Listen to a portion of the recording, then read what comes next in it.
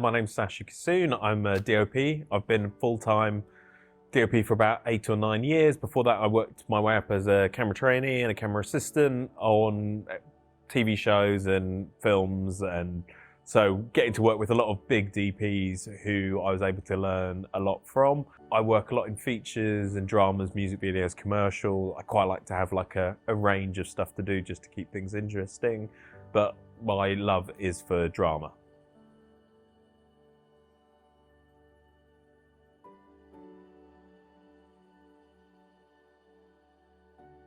So what the National Theatre did, I think about 8 or 9 months ago, they were trying to work. I think they were working out where they stood in a global pandemic. So they were like, okay, they had Romeo and Juliet, which was a play they were meant to put on, but they obviously couldn't put it on. So what they decided to do was to have a feature film version of the play. So what they did was they wanted to create something that was a mix of theatre and cinema, and so how they did that was by creating partial sets on the theatre stages and in the back end of the building and all of this stuff. Use the building but create a cinematic feel to it, so it was filmed like a film.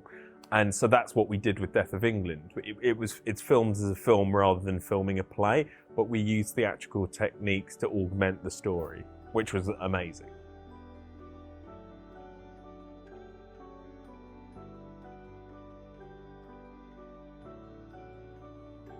So we ended up doing 6 different camera formats, which is quite a lot for a job, but because we were creating these different worlds, we wanted to have different looks in different part of it. So our main camera is a Sony Venice. We shot 6K full frame for quite a few setups, and then 4K anamorphic for like the flashback stuff, anything that was set in the past.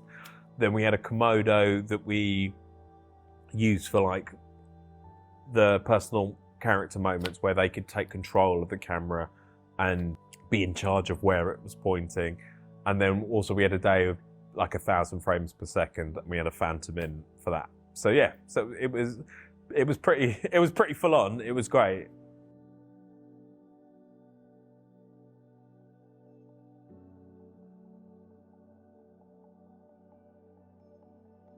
So I wanted to create a different look for the different worlds that we were inhabiting. So I wanted the past to feel, we were talking about it when we were creating it, the past to feel more like a cinematic idea. So we shot that anamorphic to give you the lens flare and that.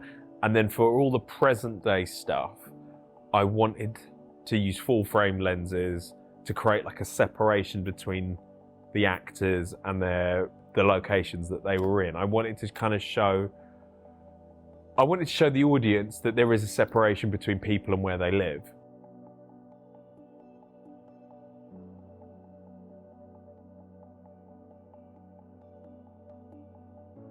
So what I wanted to do was use full frame lenses. So I tested a lot of full frame glass, but also I didn't want it to feel gritty, because that's again that whole thing of why does it need to be gritty. So I wanted to have something that was beautiful, but also had a texture to it. And I think a lot of modern glass is just too clean because it's all machine fabricated, so you don't get the texture. So I basically shoot with generally a lot of old glass.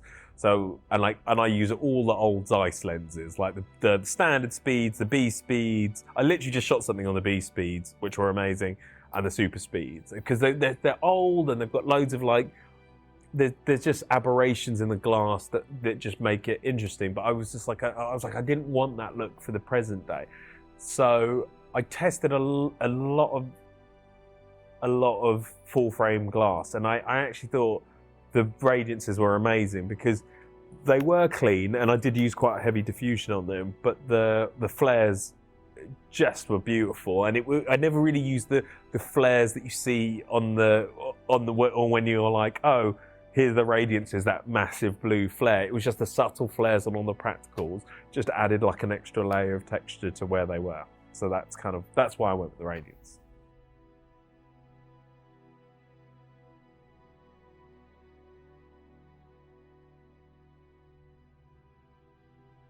Do you know what? They were amazing, actually. They were it was just, I think the thing with modern lenses is the build quality, and ZEISS lenses are always, like their new stuff is always phenomenally well built. The mechanics are great. So it was just like, and what was really helpful was the length and weights were quite similar. So when we were on Steadicam, it meant quick lens changes, because often when you do Steadicam, you have to rebalance constantly. But because they're very similar, it allowed for quick lens changes. But yeah, I thought they were great. I would definitely use them again on projects.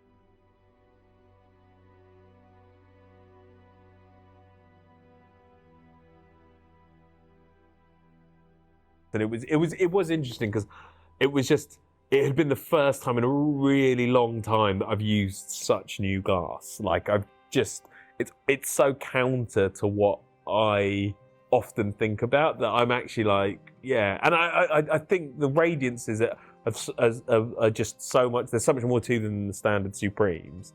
That I was trying to get the camera house that I use a lot to buy, because they've got the standard set of Supremes. I was like, maybe do you wanna get the Radiances?